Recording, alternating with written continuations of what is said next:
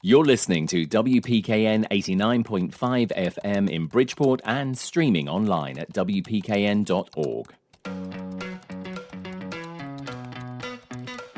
Reporting and supporting what matters, this is CT Examiner Weekly. Last fall, Governor Ned Lamont signed into law a blockbuster housing bill aimed at the construction of tens of thousands of apartments across Connecticut.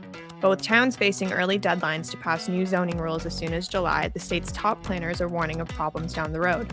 I'm reporter Ally LeMaster with the latest. The Connecticut River stretches for hundreds of miles through 4 states, with over 2 million people living within its watershed. The river's past, present, and future will be analyzed at the 3rd annual CT River Valley Summit at Wesleyan University this May in Middletown. I'm reporter Luke Feeney with that story.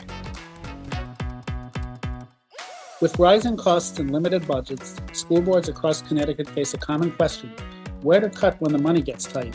And how do school boards justify $400,000 pay packages for administrators while weighing cuts to classrooms? I'm Eric Obernauer with that story, this time in Stanford.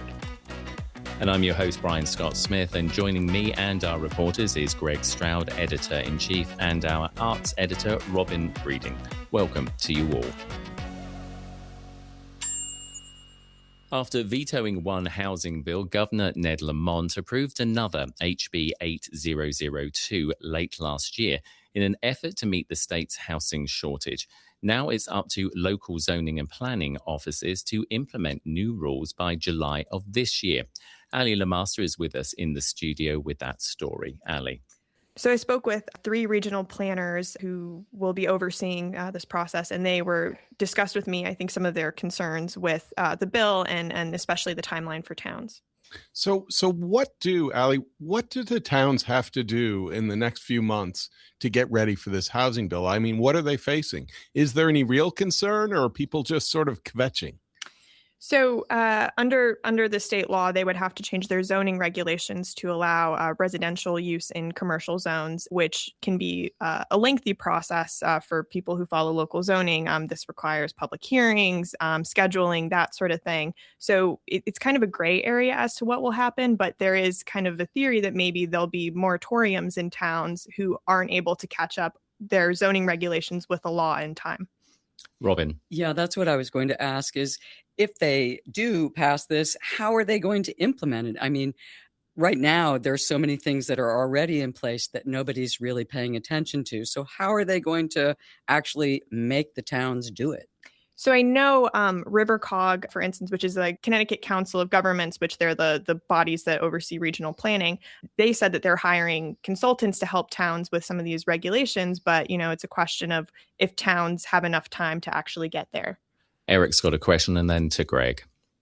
Yeah, Ally, I'm wondering, is the issue or problem that towns are just having a hard time meeting the timeline for adapting their zoning regulations, or is there actual resistance? Because my understanding was this was all supposed to be done regionally through the councils of governments and on a voluntary basis. What are you hearing? Is it, as I said, is it resistance or is it just difficulty meeting the timeline? It's unclear if there's any resistance. I think right now it's just such a crunch of a timeline to get it done. And that I think one of the planners described it as the most consequential zoning changes in commercial properties in decades. So kind of getting there. So while there might be at some point some reluctance to kind of meet with these standards, it's kind of hard to tell right now how that will play out. I think, Eric, when we talk about housing, when we talk about any policy in Connecticut, often we talk about carrots and sticks and sometimes metrics, goals. And in this case, the bill really doesn't yet have any carrots. It doesn't have any sticks, and it doesn't have any clear goals.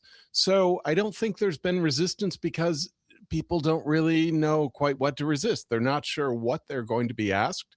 Their sort of target numbers will be announced sometime in the future. And I don't know if you've heard anything about that, Ally, about when these targets or maybe how big, because that's one of the keys. How many houses, how many apartments are they supposed to build? So I think that's the question that everyone's asking. By December 1st, the state has to put out their goals for what they want for growth. So that's when we'll have a better idea. There have been a lot of numbers thrown out, but that'll be the concrete sort of number that we're going to work with for the next couple of years. Eric, and then to Luke. Eric. If I'm not mistaken, doesn't the bill have some carrots in the sense that towns that do proactively adapt their regulations to meet affordable housing goals can get some money for certain other things? My understanding, and correct me if I'm wrong, was that the bill, it had some carrots, but it was the sticks that it's lacking. That's a good question. I think that there are some there's some financial incentives for towns to develop. There's money that will be going for towns that want to increase their sewer capacity and stuff like that. But I think a question when I spoke with the planners was, is the market in the right place to be able to allow for this housing boom to kind of happen? And I think that was something that everyone said, is that there needs to be some sort of state subsidy that isn't there right now. Luke, you mentioned a December 1st deadline for submitting these plans. Just wondering what happens after that. So it's the state has to kind of give their goals, and then there's a couple. It depends on where you are in the state, but states will, or towns at some point will have to choose whether they want to stick with a regional or a local housing growth plan, and that deadline is either 2028 or 2029, depending on where you live. You know, I think I want to go back to this issue of carrots and sticks, and one is that they've been discussed, but they haven't been financed. Undoubtedly, there will be carrots and there will be sticks. And there has been a lot of local resistance. So undoubtedly, there will be foot dragging or resistance to this. I mean, potentially, if you think in a state that produces roughly less than 3,000 units of affordable housing per year, the housing advocates, many of them are looking at a 10-year goal of maybe even 100,000 units. So we're talking a much, much higher level. I mean, I think essentially housing advocates look at this and say, we have a crisis and we are going to try to use government power, positive and negative, to build as many apartments and as many homes as we can, however we can. And if it's carrots, if it's sticks, we'll figure it out. Robin. So that sort of seems like a one-size-fits-all kind of plan, like they're applying these standards to large towns the same as they are to small towns. You know, I think that the idea here is that the state said, we're going to handle this on a regional level. So in Connecticut, as Ally was saying, we have these COGs, and we don't have county government in Connecticut. Instead, we have these regional planning organizations, and they're supposed to sort of divvy it up and decide, you know, well, this town has a train station, maybe it can take more houses. This place doesn't have any jobs, maybe less houses, and towns still can opt out. But if they opt out, Ally? So that's a great question. That's one of the other gray areas. So, you know, I asked the question, I was like, hey, what if, you know, one of your biggest towns in your planning region opts out? And I think that's a question that they have. Some said that they would probably stick to their regional goals.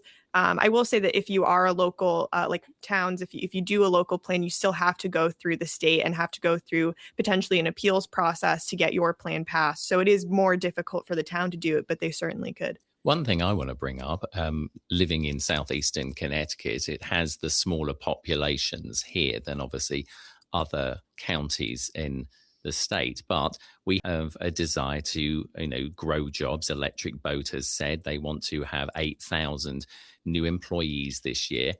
Where are they supposed to obviously live? Because I don't know if we can actually generate enough units, apartments, whatever you want to call it in this area. Obviously, I mean, it does take time. So, Greg, you know, maybe you can pick up on this because it is an issue. You know, we are less populous, but like we've got the jobs here. How do we like, you know, get to the point where we've got enough housing? So usually we think of this issue in sort of partisan terms, Republicans and Democrats. Democrats tend to be more pro build houses. Republicans tend to be more local control and kind of keeping a lid on houses. But what's interesting is the CBIA, which is the state's largest business group, which leans a little to the right, as sort of right center. They actually say just what you're saying. They say, you know, we have the jobs, and we can't fill them because we can't get the people, and we can't get the people because they have no place to live. And then lately, the Republicans have been countering, saying, the reason we don't have the people is it's so expensive to live here. Sure, you can give them affordable housing, but what if nothing else is affordable? You have to heat a place. You have to buy a car. You have to buy groceries. And so what's the point of having affordable housing and unaffordable everything else? It's a very interesting dichotomy, isn't it? And obviously a story which we will continue. And I know, Ally, you will continue to look into, but great reporting. Our next story, school budgets are under the microscope across the state, with some asking for huge increases and others being trimmed down substantially from what the school boards have been asking for. But one aspect of the school budget debate is the continued increases in salaries for certain school staff and whether these huge wage increases can be justified or not. Our reporter, Eric Obernauer, joins us remotely with the latest on this story. Eric. Yeah, so in Stamford, where I've been covering this issue, the city Board of Finance approved a school budget that was much less than what school leaders had hoped for. No surprise there. Where it's really going to get interesting now is where are they going to cut? Traditionally, nobody wants to cut school programs, but you have a lot of, at the same time, you have a number of administrators that are also being eyed for possible cuts, and school leaders, or certainly superintendents, are often reluctant to cut the teams around them. And one thing I think that is going to get more attention is just the pay packages that they receive. And Stamford and Norwalk, for example, are both undertaking new superintendent searches. And you're talking about a pay package well in excess of $400,000 for both of them. And there are those who say, well, the money is earned, they're CEOs and so forth. There's counterpoints to that too. Greg, you got a question? So, I think what everyone realizes, the Board of Education realizes, the administrators realize, is that the public is not going to rise up in outrage over cuts to administrator salaries. But on the other hand, they want good administrators, and they realize that if you don't have one, boy, things go south quickly. But I mean, what I always look for in these cases is what we used to call for NPR the big bird strategy, which is every time they talk about, cuts, they never talk about, Washington Weekly. They always say, well, it looks like we're going to have to cut Sesame Street, and then everyone's up in arms. So I guess what we'll look for is, will they talk about cutting the things that are most popular first, and how that plays out with the public? Ally's got a question. Right. So, what cuts are on the table right now? Originally, again, since we were talking about Stamford, there were about 50 approximately teaching staff positions, largely music, art, STEM, some writing. There were no proposed cuts to administration. And I think that is probably going to change now, because, what Greg alluded to about how often they'll threaten, for lack of a better word, to cut the popular programs. That's a good strategy when you're trying to get your budget approved, but that ship has already sailed now. So Stamford and other school districts only have the money they have, and that's where the rubber meets the road. One of the other things, of course, that has been sort of like top and center, as well as this education sharing site budget issue as well, which I'm sure must play into this somewhere along the line, because I know that CCM, the Conference of Municipalities, has been banging the drum about the state not having sort of like financed this properly, I think, for about the last 10 or 15 years. And obviously, they're talking about a lot of money. And then, conversely, I'm supposed it all goes down the line at the end of the day. And, as you say, where the rubber meets the road, it's like, well, if you give us more money, then we can do these things. Greg? I think this ECS funding, what they call, which it sort of makes up for the fact that schools are funded locally, and local taxes and local tax bases aren't built equally. And so ECS is supposed to sort of satisfy the courts, satisfy the constitutional obligations of the state. Certainly Stamford brings in a fair amount of money with ECS. Someplace like Bridgeport, huge amounts of money. And so there it's really the case of, do we cut, or can we get more for the state? And in the case, as I think Brian was alluding to, that funding hasn't been adjusted for inflation. And we have this economy, we have this government, we have sort of these expectations that are sort of not really inflationary. And now suddenly with all these budgets, we're facing inflation, and a 5% increase, which used to be huge for education, now is kind of commonplace. Eric? One thing, Greg, that you mentioned, I think I maybe want to just push back again slightly, is when you mentioned about that the public is very, I'm trying to paraphrase, the public is very concerned about who is leading their school district and the quality of that person. I mean, that in the abstract, that's certainly true. But I can speak to from again, my own reporting experience. About 15 years ago in New Jersey, the then governor, Chris Christie, before he became enmeshed in scandal and so forth, he did something at the time which was nearly unprecedented. There was a loophole in state law that allowed him to enact a cap on superintendent salaries. And the superintendents were screaming bloody murder, and they were saying this would be a disaster, and we're going to leave the state to go elsewhere. Some did, but you know what? The sky didn't fall. And when people said, well, this was a horrible thing, was a disaster, it was usually from the standpoint of, oh, well, we lost this person, we had to search for a new superintendent. But I always ask the question, how did this affect education? How did this affect, instruction, students? Nobody could ever give me a clear answer. So I think sometimes, superintendent's an important job, but we're not talking the CEO of General Motors here either. I mean, they're tax-funded systems. It's not like the CEO of Microsoft or Apple where you have to persuade people to buy your product or you go out of business. I think you bring up a couple of things, Eric. One is that maybe I should give a call to Chris Christie and get a editorial out of him, because it might shake things up a little bit. The other, and that's always what's great about bringing in a reporter from out of state to bring that out of state experience to this closed loop that is Connecticut sometimes. I think what we do, to speak to your point, we should never forget that education, it's about educating our kids. It's about caring for our young people. It's about the next generation. But in Connecticut, it's just a huge industry as well. I mean, it's a construction industry, a design industry, it's a teaching industry, it's a legal lawyer industry. And the amount of money that goes into these schools, it's a massive part of towns' budgets. I mean, in Old Lyme, where we're sitting, I think it's about 58% of 58 cents on every tax dollar in Connecticut. And that's before subsidies from out of state. I'm going to give Eric the final comment on, and then we will have to move on to our last story, Eric. Greg, what you said about education being a large industry, it's very interesting because it brings to mind a previous discussion we had a week or two ago about a school board member going to work for a vendor to the school district. People tend not to like to think of education as a business, but it is. And it's not only the money, just the tax money spent on education itself. You have so many consultants and as you said, lawyers, and there's a whole cottage industry of service providers and vendors that have sort of coalesced around it, that profit from it too. So you make a very good point in that way. Interesting observations, Eric. Thank you for your reporting on that. And our final story today is all about the Connecticut River, which actually starts all the way up in New Hampshire and, of course, ends here in Connecticut and the Long Island Sound. You can't understand or address the challenges to the river without recognizing it's a community of cities, towns, farms, and sometimes uneasy neighbors across state lines.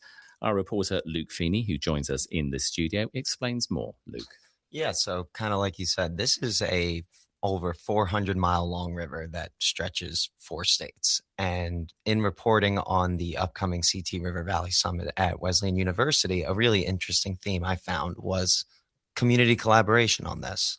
And it's one of the few things where multiple different people of multiple different backgrounds are all working together to maintain this shared body of water.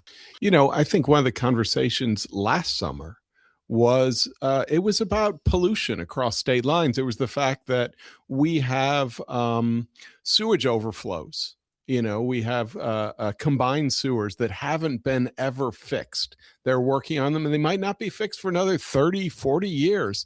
And those things, so for Connecticut, we're getting a lot of pollution from out of state. And I know it's caused some residents along the Connecticut River down here to be kind of upset.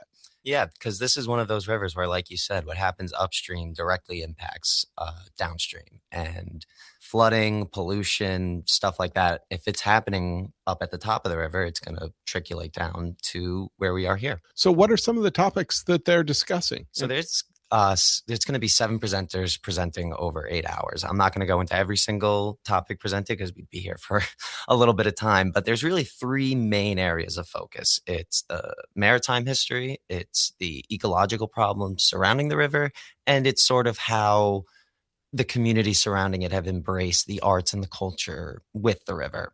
So I spoke with 3 of the presenters. One of them was named Ron Rhodes. He is the director of programs at the Connecticut River Conservancy, and his presentation was all about this sort of idea of community collaborative science. They work with hundreds of people, mainly volunteers, and hundreds of agencies to run programs such as water quality testing, habitat restoration, dam breakups, all of these things that you don't really think about, but are really important to the life of this body of water. I think one of the topics that I saw that really interested me was something small. It was it culverts? Yes. And this so was a lot of fun to learn about. Yeah. So it's like the idea that, it's something very small, like a culvert. Now, you don't think much of it. Now multiply it. How many culverts are there feeding into the Connecticut River? We got tens of thousands. Yeah, 25,000. And there's a great quote from one of the speakers. She said, I feel like once people understand what a culvert is, you'll be unable not to see it. And she was right. It's basically a man-made design that is built to allow water to flow under roads, railways, bridges, such as that. Eric's got a question. I'm wondering, do we know where the Connecticut River ranks in comparison to some of our largest national rivers? The Mississippi certainly is over 1,200 miles long, I believe. The Ohio River. We tend not to think of the Connecticut River in those terms, but 400 or more than 400 miles it's nothing to sneeze at. What makes the Connecticut River important for environmentalists is that it is one of the few, in fact, they say the only major river without an industrialized mouth in the entire hemisphere. So it's the mouth of the river and the estuaries that make it distinct, that make it important, and all the things that go along with those, all the wildlife, the resiliency when we talk about salt water and sea level rise, all of it. I know they were talking about nuclear power, and I find that topic interesting, and I'm curious how they were handling it. That's a big question. Yeah, so it was less about litigating whether or not nuclear power was good and more an analysis of the history behind it. Mm-hmm. So the people I spoke with are Miss Williams and John Kozak. They are basically covering the history of the dialogue around nuclear power here. But just to make clear, there is a dormant, if you will, nuclear power plant that's right near Middletown that was put to sleep, but the waste still remains there. Yes. And so that's a big conversation now as we think of why did we shut these plants down? Should we start up new ones? And if we start up nuclear power plants, they tend to be near the water. Yeah, and the statewide moratorium was actually lifted a few years ago. So communities have been given the opportunity, if they want to apply to have nuclear plants there. And this brings the sort of big conflict of, do we want this in our backyard? Yeah, next thing you know, backcountry Greenwich nuclear power plant. Fascinating story, Luke. Ever so many thanks for that, and certainly on something which we sort of take for granted, but the Connecticut River obviously very important in many ways. Time now for a look at events and things to do with our arts editor, Robin Breeding. Welcome, Robin. What have you got for us this week? This week, we're going to start out early on April 26th. So we have a Bulgarian song and dance performance at Dwight Chapel in Yale.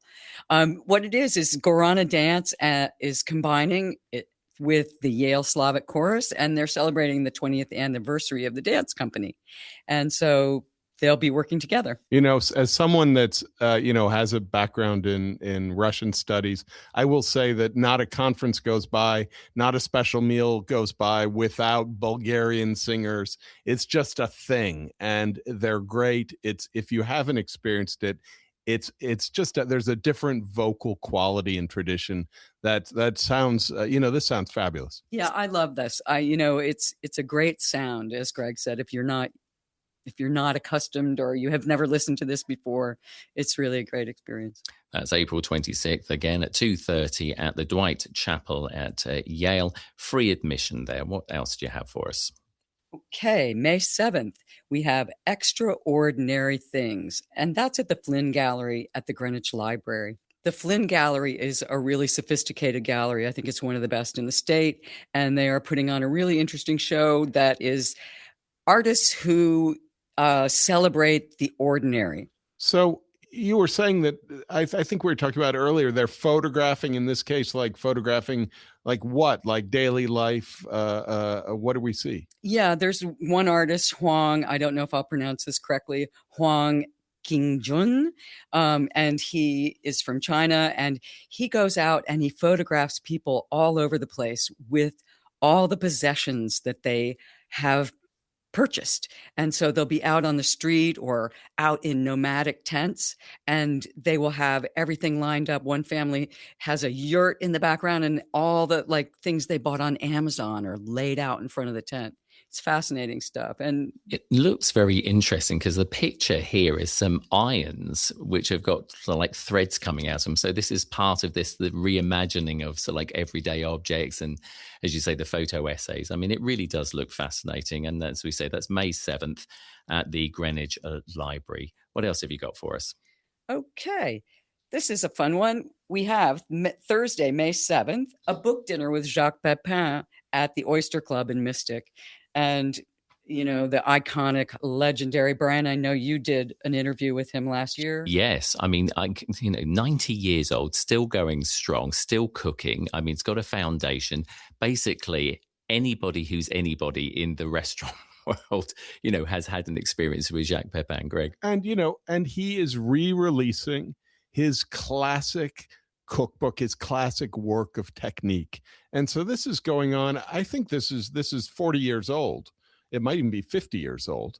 And this is how a lot of cooks today first learned at home. They learned about technique, how you bone a chicken, how you fillet a fish, how you make a quenelle. And all this will be in a new edition launched with, I think, Renee Toupont, who's a fabulous chef there in Mystic. And may I say that the dinner, it's $150, but it also includes a signed copy of the new book. It also includes cocktails and a 3-course dinner. So I think that's a pretty good deal if you can do it. And we should also mention, of course, that Chef Renee Toupont is, in fact, a James Beard Award finalist as well. So, amazing stuff, amazing place. And obviously, as we say, Jacques Pepin, it doesn't get better than that. What else have you got for us?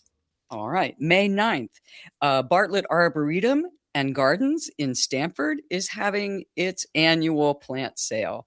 And it's a huge plant sale. And they also have garden implements and all kinds of things for sale. That's the Bartlett Arboretum and Gardens in Stamford, May 9th. Last up is Merrill House fellow Jeffrey Harrison reading poetry at Bank Square Books in Mystic. And if anybody knows, I know, Brian, you are going to be going to the James Merrill House, which is in Stonington. It's a wonderful place. It's, they bring in visiting poets to do residencies there. And these are national level poets. These are poet laureate level poets. And they come there, they spend time, they give talks, they do readings. And the Merrill House is fabulous. And Bank Street Books is one of those. It's like a community institution that if you don't know about it, this is one of those bookstores. There's a handful across the state that you should know, and this is one of them, Bank Street Books. So that's Merrill Fellow Jeffrey Harrison reading at Bank Square Books in Mystic, May 12th between 5 and 6 p.m. Robin, ever so many thanks. We have come to the end of another edition. My thanks, obviously, to Greg, Eric, Luke, and Ally as well. Don't forget to check out the digital pages of ctexaminer.com for more stories and our events calendar for all the latest local happenings in and outside of the state.